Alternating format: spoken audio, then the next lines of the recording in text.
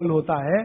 और भारत वात प्रकृति का देश है, देशों की प्रकृति होती है वात प्रकृति, क्योंकि गर्मी है, ज्यादा इलाके में गर्मी है, वात प्रकृति का देश है, रुक्ष देश है। चेन्नई जैसे 2-4-10 बड़े शहरों को छोड़ दो जो समुद्र के किनारे हैं, बाकी देश रुक्ष है। रुक्ष माने सूखी हवा चलती है, तो रुक्ष है तो वात ही होगा। तो वात प्रकृति का देश है, इसलिए दौड़ना तो यहां बिल्कुल निषिद्ध है, दौड़ना तो नहीं, रनिंग तो बिल्कुल नहीं, वो ट्रेडमिल पे दौड़े वो भी नहीं, एक्सरसाइजर लाके उस पे भी दौड़े बिल्कुल नहीं।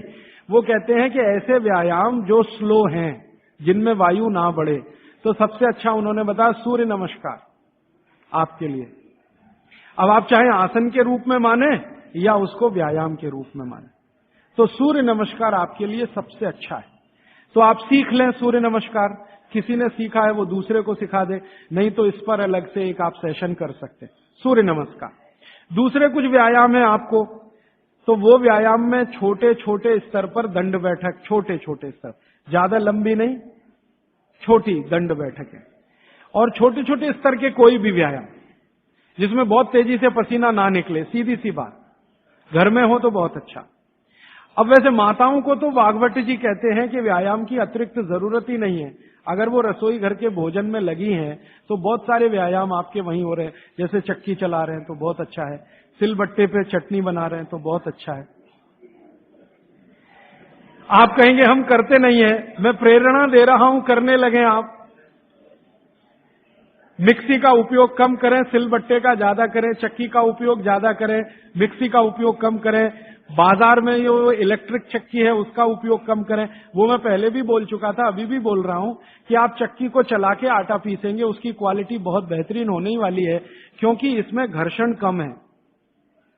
और घर्षण कम है ना, तो अनाज धीरे धीरे पिसेगा, और अनाज धीरे पिसेगा तो टेम्परेचर नहीं बढ़ेगा, और वात वाले देश में टेम्परेचर बढ़ना नहीं किसी भी चीज का।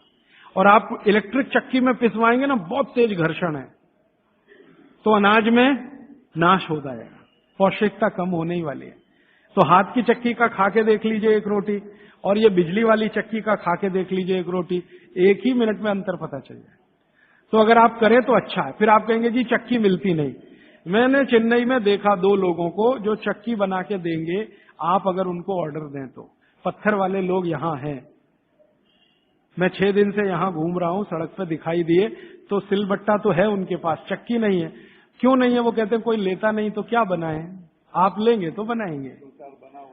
2-4 बना हुआ है तो वो भी, और आपको कहीं ना मिले तो जरूर मुझे करें फोन, तो हम कुछ ट्रक भर भरा के राजस्थान से, गुजरात से भिजवाएंगे आपके पास।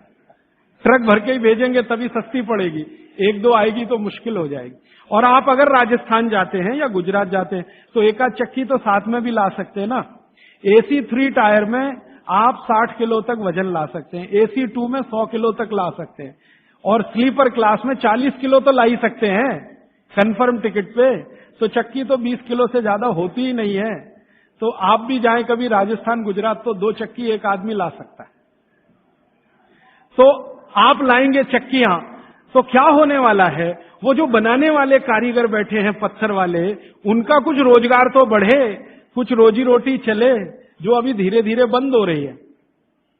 और उनकी रोजी रोटी अगर आपने चलाई, तो मैंने आपको सबसे पहले दिन एक बात बताई थी कि आप जिंदगी के अपने सब दुख दूर करिए, दैहिक दैविक भौतिक, और दूसरों के दुख दूर करने में मदद करिए तो मोक्ष मिलेगा।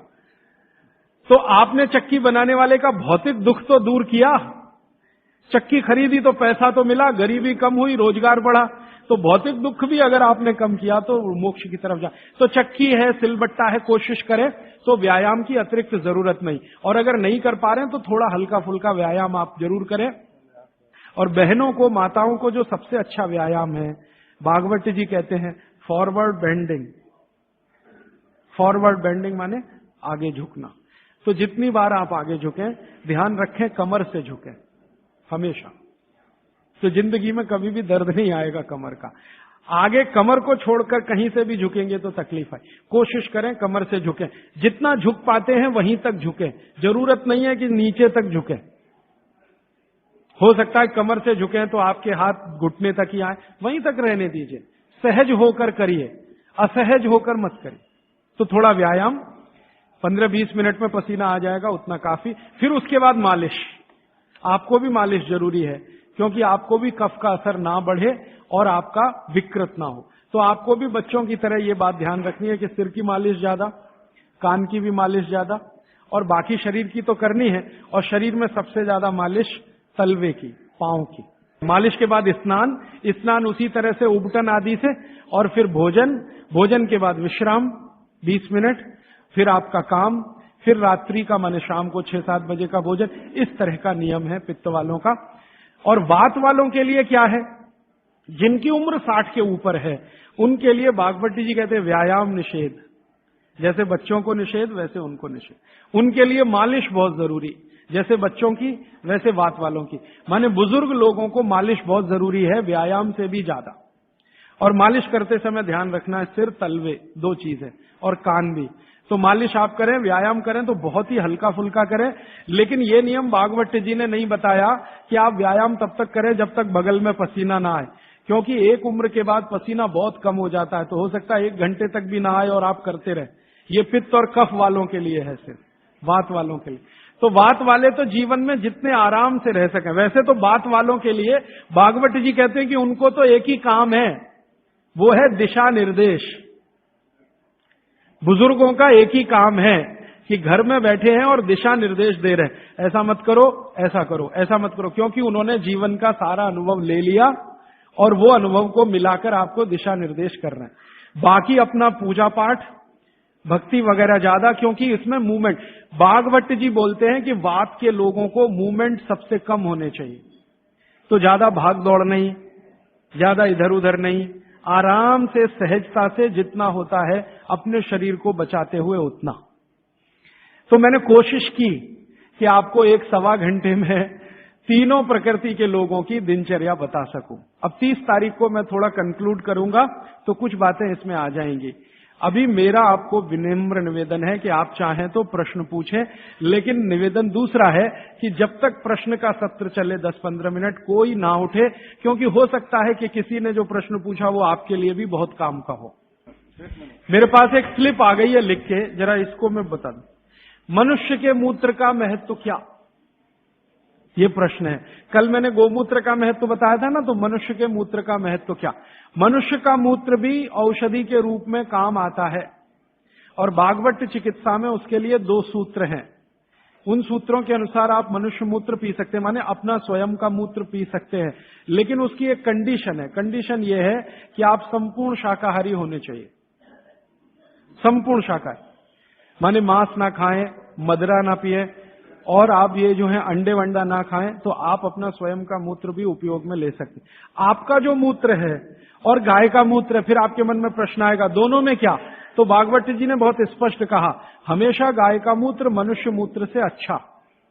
अगर गाय का मूत्र आसानी से उपलब्ध है तो वो पिए, नहीं उपलब्ध है तो आप स्वयं का मूत्र भी पी सकते हैं। अब स्वयं के मूत्र में वो कहते हैं कि सवेरे सवेरे जब सोकर उठें और पहला मूत्र हो वही उपयोगी है, बाकी दिन भर का नहीं।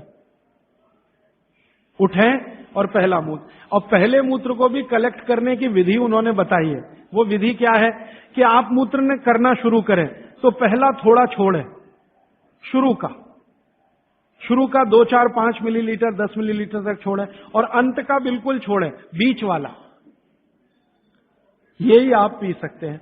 तो आप बोलेंगे किस किस बीमारी में काम आएगा? कम से कम आपका स्वयं मूत्र 100 से 103 बीमारियों में काम आएगा। वात की बीमारियां और कफ की बीमारियों में बहुत काम आएगा, पित्त की बीमारियों में भी काम आता, थोड़ा कम आएगा। और उसके साथ आयुर्वेद की कुछ औषधियों का अगर कॉम्बिनेशन करें तो वो बहुत ही अच्छा है। अभी इतना ही कहता हूं, अगर विस्तार से सुनना हो तो फिर कोई एक्स्ट्रा सेशन हम करें तो अच्छा होगा।